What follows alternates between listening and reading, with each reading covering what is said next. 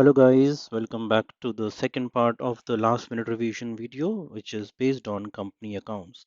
If you have missed out the previous video, do check out the video from the channel.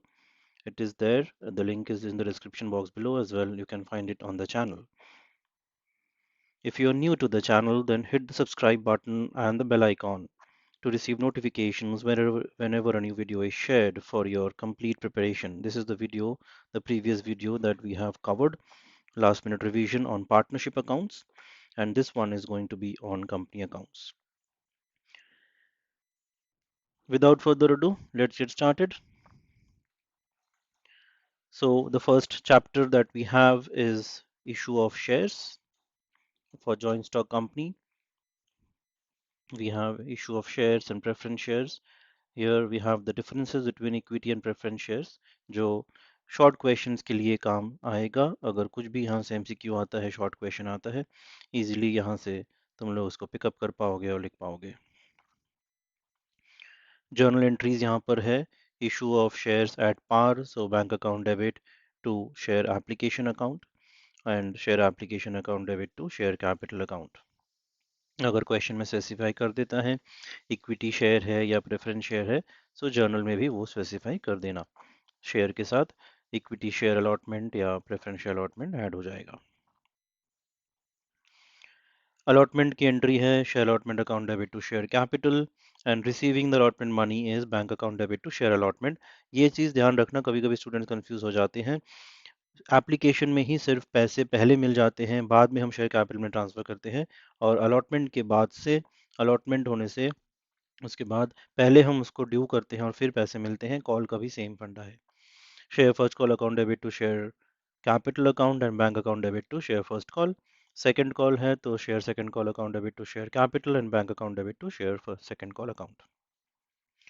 अगर premium में issue कर रहे हो shares, company अगर premium में इशू कर रही है, तो याद रखना अगर कुछ मेंशन नहीं है तो उस प्रीमियम को हम अलॉटमेंट में ही मानते हैं और प्रीमियम का पैसा सिक्योरिटीज प्रीमियम रिजर्व अकाउंट में क्रेडिट कर देते हैं, because this is an income to the firm. Okay, income to the company.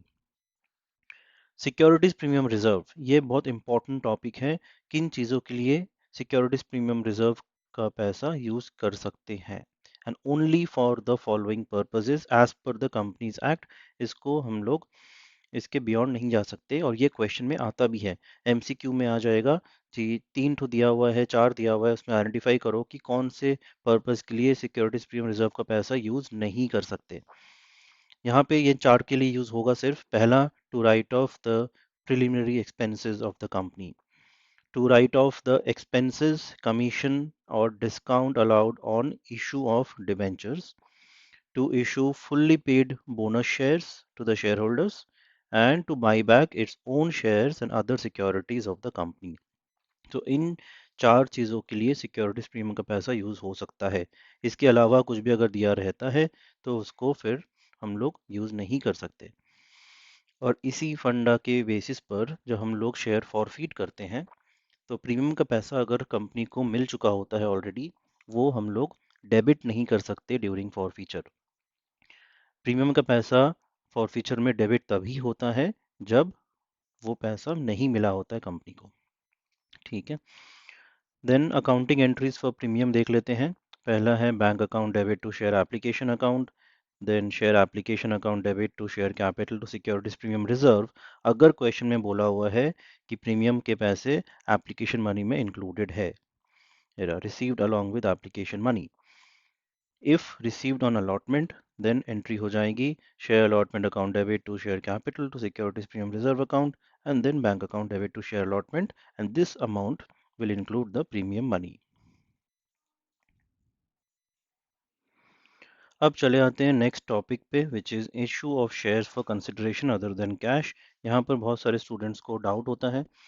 पहला है issue of shares to promoters. Promoters को इशू किया जा रहा है. इसमें इनकॉर्पोरेशन कॉस्ट अकाउंट या फिर फॉर्मेशन एक्सपेंसेस अकाउंट डेबिट होता है टू शेयर कैपिटल, क्योंकि यहाँ पे पेमेंट शेयर के थ्रू किया जा रहा है.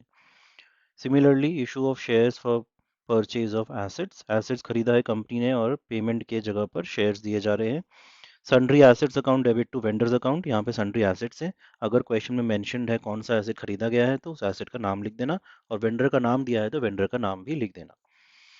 When shares are issued to vendors, then vendors account debit to share capital. These are issued at par, मतलब 100 रुपए का शेयर या 10 रुपए का शेयर 10 रुपए में ही इशू हुआ है। यह इंपॉर्टेंट है, नंबर ऑफ शेयर्स कितने इशू हुए हैं, amount payable by issue price of the share. Issue price है यहाँ पर, अगर पार है तो पार, अगर डिस्काउंट है तो डिस्काउंट माइनस करके जो वैल्यू है वो, अगर प्रीमियम है तो प्रीमियम इंक्लूड करके जो वैल्यू है वो। जैसे सेकंड जर्नल में देख लो, vendors account debit to share capital to securities premium reserve, क्योंकि यहाँ पे प्रीमियम में इशू किए गए हैं शेयर।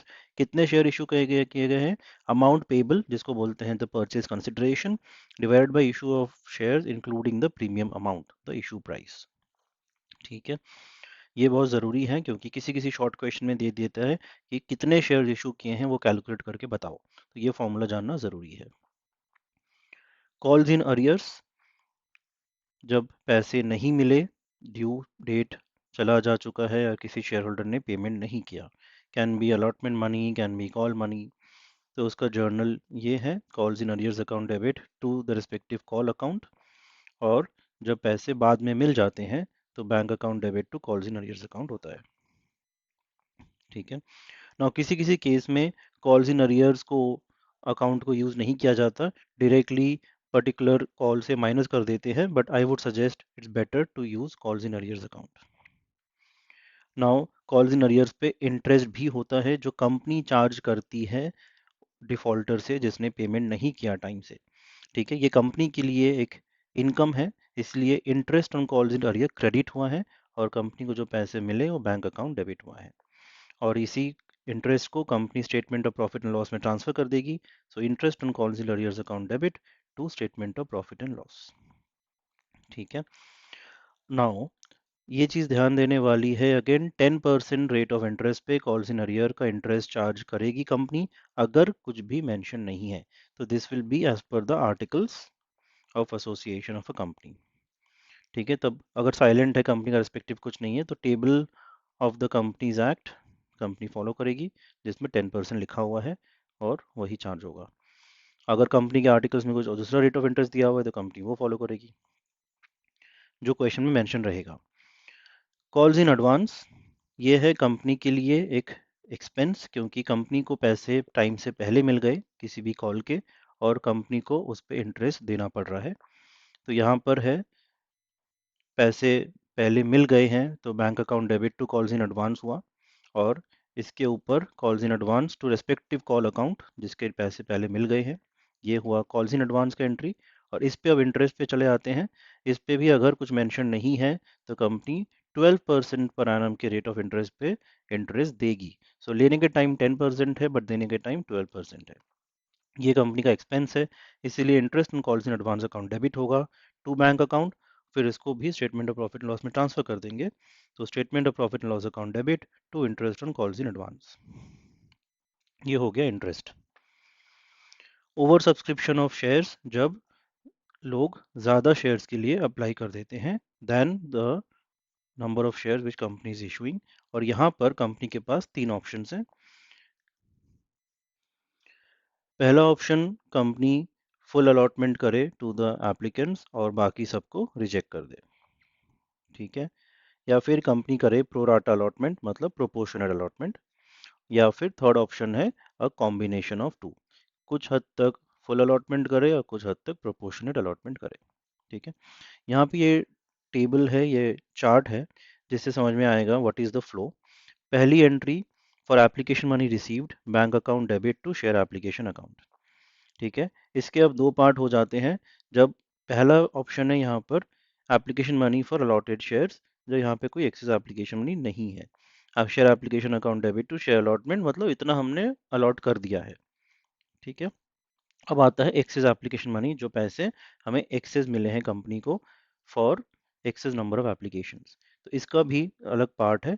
जो पोर्शन रिफंड कर दे रही है कंपनी उसका एंट्री होगा share application account debit to bank account, और जो पोर्शन कंपनी बोल रही है कि हम अलॉटमेंट और कॉल्स के संग एडजस्ट कर लेंगे, उनको रिफंड नहीं करेंगे, उनको भी हमने कुछ शेयर्स दिया है, तो share application account debit to share allotment account to share calls in advance account.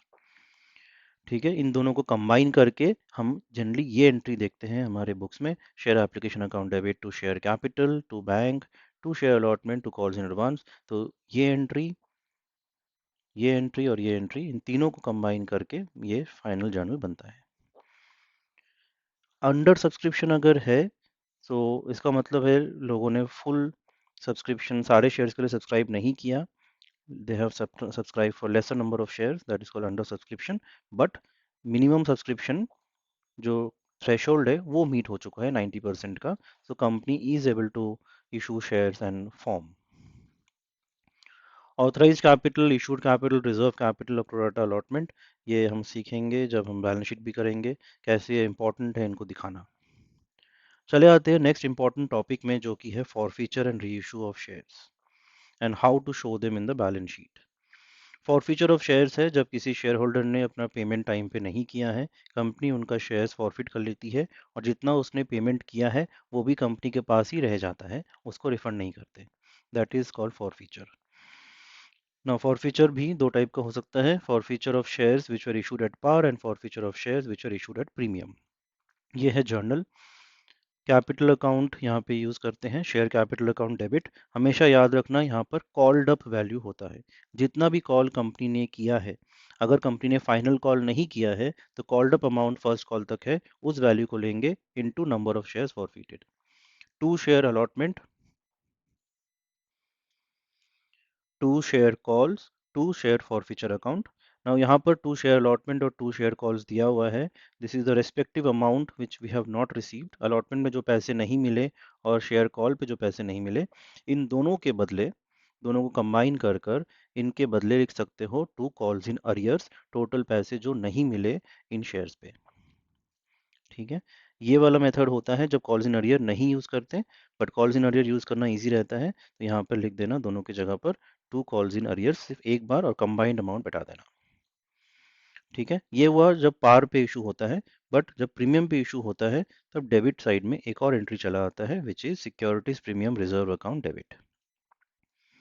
ठीक है, ये है विच प्रीमियम इज नॉट रिसीव्ड, जितने प्रीमियम के पैसे कंपनी को नहीं मिले सिर्फ वही हम डेबिट कर सकते हैं। इस बात का बहुत ज़रूरी है ध्यान रखना, यहाँ पर मैक्सिमम स्टूडेंट्स गलती कर बैठते हैं। ठीक है, बाकी रूल सेम है, तो जितना प्रीमियम का पैसा नहीं मिला है वो यहाँ पर आएगा, जो मिल गया है वो पूरे कैलकुलेशन से हर जगह से एक्सक्लूड कर दोगे, ना वो फॉरफीचर में आएगा ना वो कॉल में आएगा। अगर मिल गया है तो, नहीं मिला है तो रेस्पेक्टिव जगह पे वो आ जाएगा। अब आते हैं री इशू ऑफ फॉरफिटेड शेयर्स में। री इशू हो रहा है bank account debit to share capital अगर पार में री इशू हो रहा है। प्रीमियम में अगर री इशू कर रहे हो तो bank account debit to share capital to securities premium reserve. और डिस्काउंट में अगर री इशू हो रहा है तो डिस्काउंट अकाउंट डेबिट नहीं करोगे, बल्कि डिस्काउंट का जो अमाउंट है वो डेबिट होगा शेयर फॉरफीचर अकाउंट में। Bank account debit share forfeiture account debit to share capital account.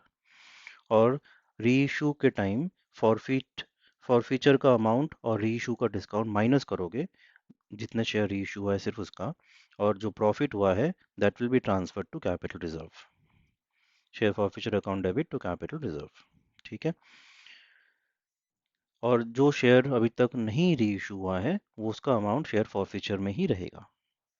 देख लेते हैं बैलेंस शीट में how it would look like.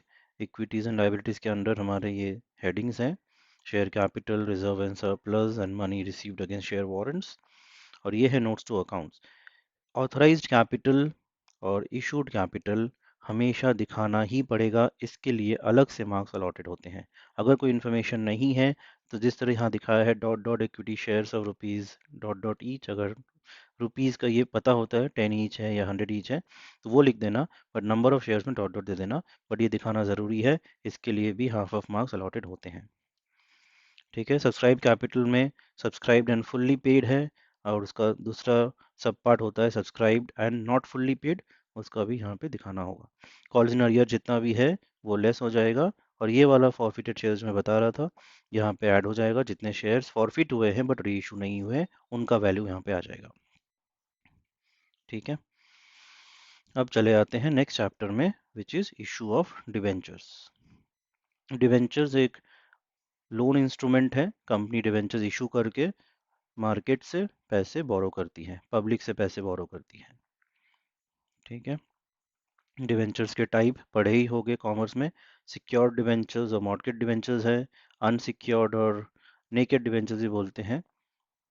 Then registered debentures हैं, बेयरर डिवेंचर्स हैं जिस पे किसी का नाम लिखा नहीं होता है, जिसके हाथ में सर्टिफिकेट है वही उसका मालिक है, just like bearer checks.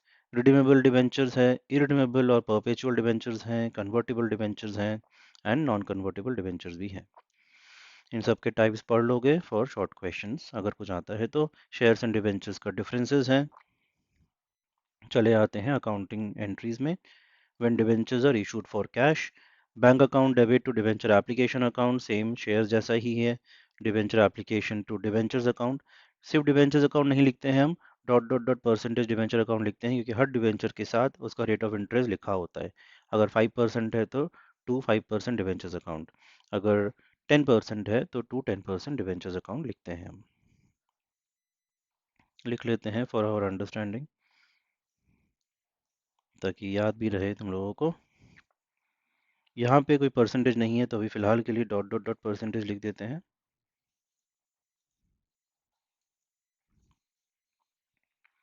But ये याद रखना, डिवेंचर्स के साथ परसेंटेज हमेशा लिखा जाता है। कुछ डिवेंचर अगर तुम रिफंड कर रहे हो, कंपनी रिफंड कर रही है, रिजेक्ट कर रही है, तो debenture application to bank account. Allotment हो रहा है तो debenture allotment account debit to debentures account. पैसे मिले हैं तो bank account debit to debenture allotment account, या this is the allotment money received. अगर प्रीमियम में डिवेंचर्स इशू हो रहे हैं, यहाँ पर भी सिक्योरिटीज प्रीमियम रिजर्व अकाउंट ही आता है। So debenture allotment account debit to debentures account to securities premium reserve account. कुछ भी क्वेश्चन में मेंशन नहीं है प्रीमियम कहाँ इंक्लूडेड है तो उसको अलॉटमेंट में ही लिया जाता है। Bank account debit to debenture allotment account, this is the receipt of allotment money. अगर डिस्काउंट में इशू हो रहा है debenture, then discount on issue of debentures account debit हो जाता है। ठीक है। डिस्काउंट इज लॉस इसलिए डेबिट होता है। प्रीमियम एक प्रॉफिट है, कंपनी का इनकम है, इसलिए ये क्रेडिट होता है, just by the golden rules. If you remember the golden rules, things will become easy for you. Now important topic है डिवेंचर्स इशूड एज कोलैटरल। यहाँ पे भी बहुत सारे स्टूडेंट्स कंफ्यूज रहते हैं कि कोलैटरल होता क्या है। जो डिवेंचर्स इशूड एज कोलैटरल मतलब होता है, ये डिवेंचर्स कंपनी ने किसी को इशू नहीं किए हैं अभी तक, ये जस्ट सर्टिफिकेट्स ही हैं, अनइशूड है, और इसको कंपनी ने एज अ सिक्योरिटी बैंक को दिया है फॉर टेकिंग अ लोन। अगर कंपनी लोन को रिपे नहीं कर पाती है, तब बैंक इन सिक्योरिटीज को, इन डिवेंचर सर्टिफिकेट्स को मार्केट में इशू करेगी और उससे पैसे उठाएगी, on behalf of the company issue करेगी, और पैसे उठाकर लोन को चुका लेगी, और जो बचेगा कंपनी को वापस कर देगी। ठीक है। तो इसका दो मेथड है। फर्स्ट मेथड में कोई भी एंट्री नहीं करते हैं, no entry needs to be passed. ठीक है। जस्ट लोन जो लिया, लोन का एंट्री होता है bank account debit to bank loan account, और डिवेंचर कोलैटरल जो दिया है उसका कोई एंट्री नहीं होता है। सेकेंड मेथड में एंट्री करते हैं हम। तो पहला एंट्री है बैंक टू बैंक लोन, जो कि सेम है, और जब डिवेंचर सर्टिफिकेट इशू कर रहे हैं एज कोलैटरल, तो इसको डिवेंचर सस्पेंस अकाउंट में डेबिट करते हैं टू डिवेंचर्स अकाउंट। ठीक है। बैलेंस शीट में इसको दिखाना बहुत ज़रूरी है। बैलेंस शीट में नोट्स टू अकाउंट्स डिवेंचर्स दिखाते हैं, और उसी में से डिवेंचर सस्पेंस को माइनस कर देते हैं, ताकि नेट वैल्यू इसका जीरो हो जाए, और बैंक लोन जैसे दिखाते हैं वैसे ही दिखाएंगे, जैसे यहाँ पे लिखा हुआ भी है। Debenture suspense account will be shown as a deduction from debenture account on the equity and liability side. चले आते हैं नेक्स्ट टॉपिक में, issue of debentures for consideration other than cash. Shares के जैसा ही है ये भी। Assets account debit to vendors account, जो हम लोग देखे थे शेयर्स में। Vendors account debit to debentures account, just difference यही है, वहाँ पे हम लोग शेयर्स इशू कर रहे थे और यहाँ पे हम डिवेंचर्स इशू कर रहे हैं। नेक्स्ट है vendors account debit to debentures to premium securities premium reserve account, अगर प्रीमियम में डिवेंचर्स इशू हो रहा है तो। सेम लॉजिक ही है यहाँ पर भी। और वेंडर्स अकाउंट अगर डिस्काउंट में इशू कर रहे हो तो vendors account debit to discount on issue of debentures account debit to debentures account, अगर डिस्काउंट में कर रहे हो तो। टर्म्स एंड कंडीशन पढ़ लेना ध्यान से, क्वेश्चन को ध्यान से पढ़ लेना, ताकि कोई गड़बड़ ना हो। बहुत सारी चीज़ें आसान हो जाएगी अगर क्वेश्चन तुम ध्यान से पढ़ लोगे। Now terms and condition of redemption के बेसिस पे भी जर्नल्स में फ़र्क पड़ता है। अगर क्वेश्चन में इंफॉर्मेशन दिया हुआ है तो उसके बेसिस पे जर्नल्स हमने टेक केयर करना है। रिडेम्पशन का इंफॉर्मेशन कुछ भी हो सकता है कि जो कंपनी है, डिवेंचर्स जब भी इशू होता है उसका एक टाइमलाइन भी होता है कंपनी को कब उसको रिपे करना है, जिसको हम रिडेम्पशन बोलते हैं। रिडेम्पशन अगर पार पे हो रहा है या डिस्काउंट पे हो रहा है या प्रीमियम पे हो रहा है तो उसको ध्यान रखना है। रिडेम्पशन एक्चुअली दोनों पे होता है, पार पे या प्रीमियम पे। इशू पार पे हो सकता है, डिस्काउंट पे हो सकता है, प्रीमियम पे हो सकता है। इशू का हमने पॉइंट देख लिया है। जैसे रिडेम्पशन का हमें ध्यान रखना है। रिडेम्पशन अगर पार पे हो रहा है तो एक्स्ट्रा कुछ नहीं करना है, जर्नल सेम रहता है। रिडेम्पशन अगर प्रीमियम पे हो रहा है तब हमें एक इम्पॉर्टेंट एडजस्टमेंट एंट्री का ध्यान रखना है। देख लेते हैं यहाँ पर।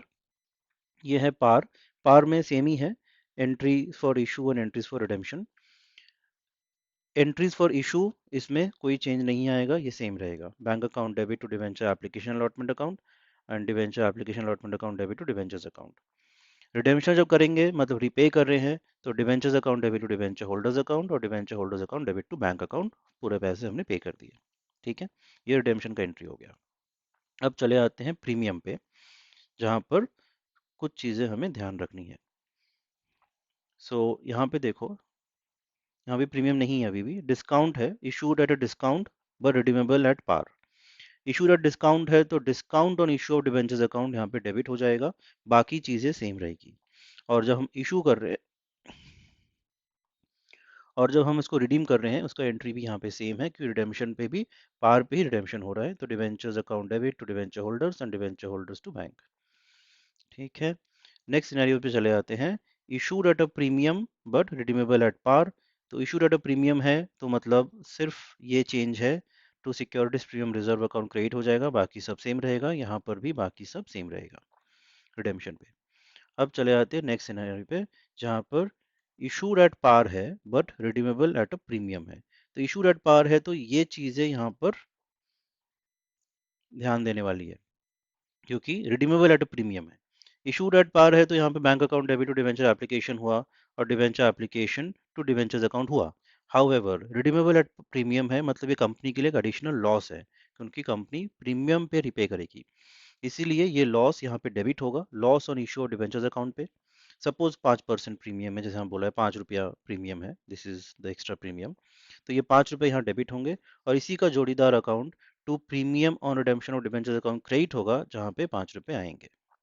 ठीक है, ये दोनों हमेशा साथ में आएंगे, एक साथ पेयर में आएंगे, ये अलग अलग नहीं आते हैं। अगर loss on issue of debentures आएगा फॉर प्रीमियम तो प्रीमियम और रिडेम्पशन ऑफ डिबेंचर्स भी आएगा, ये दोनों साथ में है। अब रिडेम्पशन में क्या चेंज होगा? रिडेम्पशन में ये जो प्रीमियम यहाँ पे हमने क्रेडिट किया था, रिडेम्पशन के टाइम यही यहाँ पर डेबिट हो जाएगा और ये अकाउंट यहाँ पे नलीफाई हो जाएगा या कैंसिल हो जाएगा। ठीक है, इसी चीज़ का ध्यान रखना है। So debentures account debit, premium और redemption of debentures account debit to debenture holders account, debenture holders account debit to bank account. ये चीज़ ध्यान दे लोगे, याद रख लोगे तो चीज़ें आसान हो जाएगी। और याद रखना, एंड में ये जो लॉस है इसको statement of profit and loss में ट्रांसफर कर देना है। और डिस्काउंट भी अगर है ऊपर में तो डिस्काउंट को भी एंड में ट्रांसफर कर देना statement of profit and loss में। अगर कैपिटल रिजर्व अगर या रिजर्व्स है, सिक्योरिटीज प्रीमियम रिजर्व है या कैपिटल प्रॉफिट है या सरप्लस है, तो उस हिसाब से उस सीक्वेंस में उसको राइट ऑफ कर देना। याद रखना इस चीज़ को। तो securities premium reserve account debit, capital profit अगर है जैसे रिजर्व कैपिटल रिजर्व हुआ उसको debit to statement of profit and loss, और statement of profit and loss account debit होगा to discount on issue of debentures account write off हो जाएगा as per the sequence. Okay, balance sheet में तो securities premium reserve will come under the head reserve and surplus, ये पता ही है तुम्हें, होना चाहिए। Loss on issue of debentures is shown as unamortized expense on the asset side of the balance sheet, क्योंकि ये एक लॉस है। लॉस हमेशा हम एसेट साइड में ही दिखाते हैं।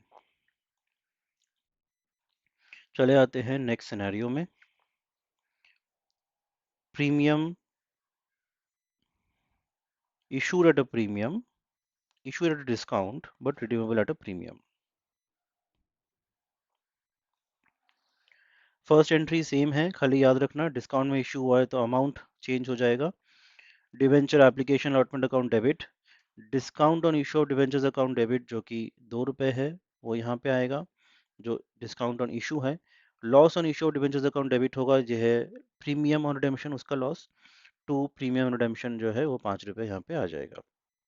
ठीक है, और जब रिडीम करोगे तो वही चीज़, सेम चीज़, प्रीमियम रिडेम्पशन यहाँ पे डेबिट हो जाएगा और यहाँ पे अमाउंट ऐड हो जाएगा। तो ये टोटल जो लॉस है हमारा, 7 रुपये का जो लॉस है, इसको statement of profit and loss में राइट ऑफ कर दिया जाएगा in the same manner as we do normally for any other loss. ठीक है, टोटल अमाउंट यहाँ पे लिखा हुआ ही है, 7 रुपये राइट ऑफ हो जाएगा। सेम सीक्वेंस में हम लोग इसको राइट ऑफ कर देंगे। लास्ट सिनेरियो है हमारे पास, issued at a premium and redeemable at a premium as well. So premium में इशू हुआ है, सिक्योरिटीज प्रीमियम रिजर्व आएगा, और प्रीमियम में रिडीम हो रहा है तो ये जोड़ीदार अकाउंट्स भी आएंगे। Loss on issue of debentures और premium on redemption of debentures, यहाँ पे 10 रुपया लिया गया है रिडेम्पशन का प्रीमियम और 6 रुपया लिया गया है इशू का प्रीमियम। ठीक है, इशू का प्रीमियम यहाँ पे हो गया और इसका जो ट्रीटमेंट है वैसे ही करेंगे, और रिडेम्पशन के time premium redemption of debentures account debit हो जाएगा 10 रुपये, और डिबेंचर होल्डर्स टू बैंक में भी 10 रुपये ऐड हो जाएंगे। ये हो गया पूरा journal entries from the point of view of redemption, जब रिडेम्पशन का इन्फॉर्मेशन क्वेश्चन में दिया हुआ रहेगा। यहाँ पे बाकी चीज़ें भी देख लो। Premium redemption of debentures will be shown under the head non current liabilities and under the sub head other long term liabilities. इसका क्वेश्चन भी आता है एग्जाम में, under which head and sub head this is shown. चले आते हैं next heading में, which is interest on debentures. Interest का जर्नल स्ट्रेट फॉरवर्ड है, जस्ट टीडीएस का ख्याल रखना।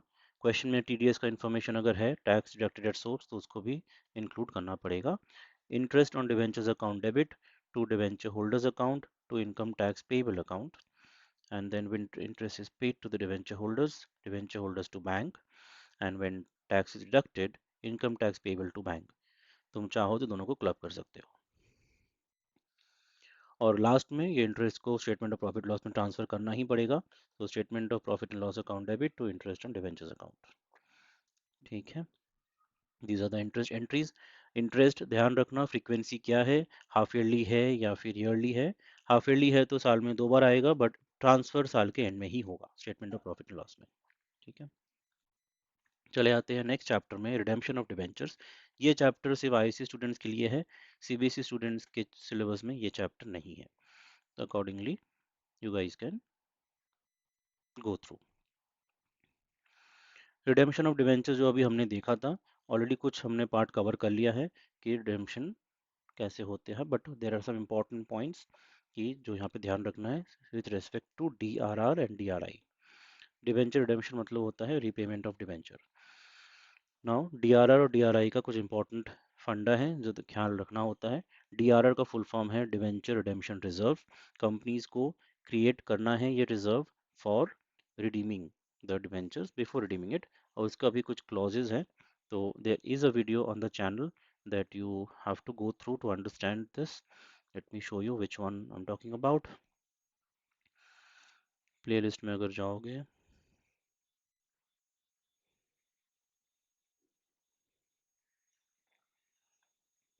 डीआरआर वर्सेस डीआरआई एक वीडियो है जहाँ पे एक्सप्लेन किया हुआ है how you can go through this one is the video I'm talking about, जहाँ पे एक प्रॉपर चार्ट में एक्सप्लेन किया हुआ है डीआरआर और डीआरआई कब बनाना है, कौन से टाइप ऑफ कंपनीज को बनाना है। इसका भी इम्पोर्टेंट नॉलेज होना चाहिए क्योंकि this can be tricky as well and students might miss out to catch this information and do this in the sum. Unlisted companies है, लिस्टेड कंपनीज है, करना चाहिए नहीं करना चाहिए, इसको जानना बहुत ज़रूरी है ताकि सम फ्लॉलेस कर पाओ। ठीक है,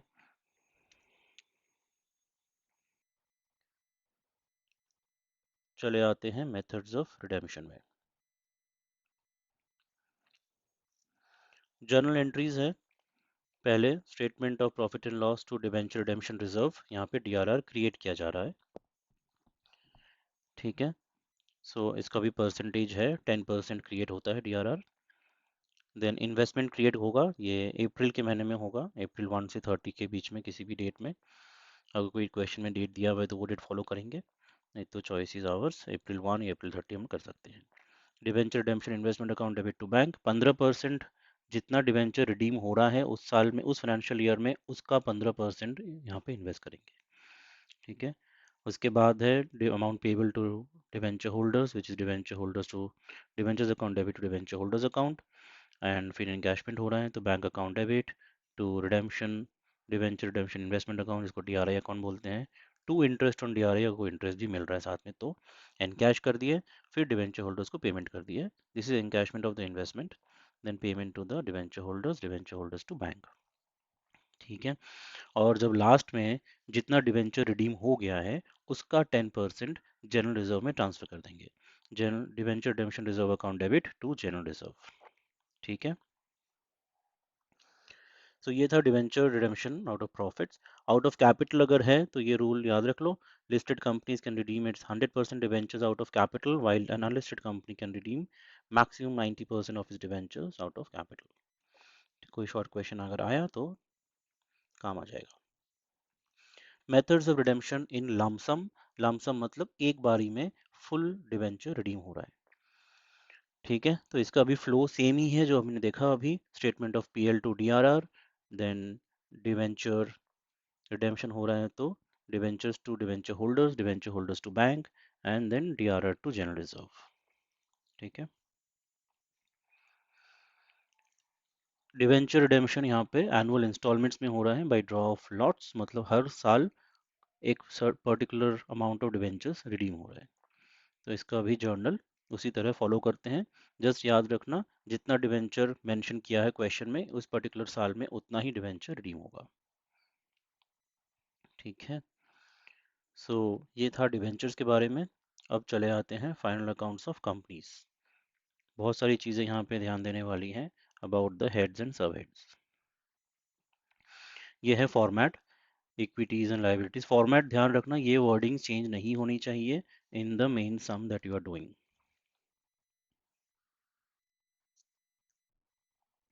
Share capital, reserves and surplus, money received against share warrants, long term borrowings, deferred tax liabilities है यहाँ पर, other long term liabilities हैं, long term provisions हैं, current liabilities के अंदर short term borrowings, trade payables, other current liabilities, short term provisions हैं, then non current assets, we have current assets, ये सारे इसी सीक्वेंस में लिखते हैं।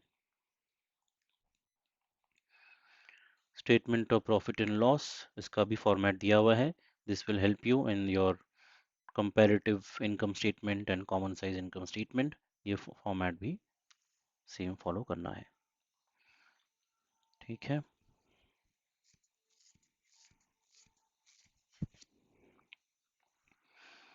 जो एप्लीकेबल है सिर्फ उसी को लिखना, जो एप्लीकेबल नहीं है उसको लिखकर टाइम वेस्ट नहीं करना है।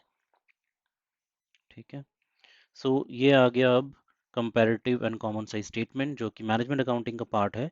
हम इसको अगले वीडियो में कवर करेंगे। Till here if you have any questions do let me know. Hope this was helpful and do share with your friends so that they can also get benefited. We'll catch you all in the next video with the next set of revision notes that we have. Thanks for watching.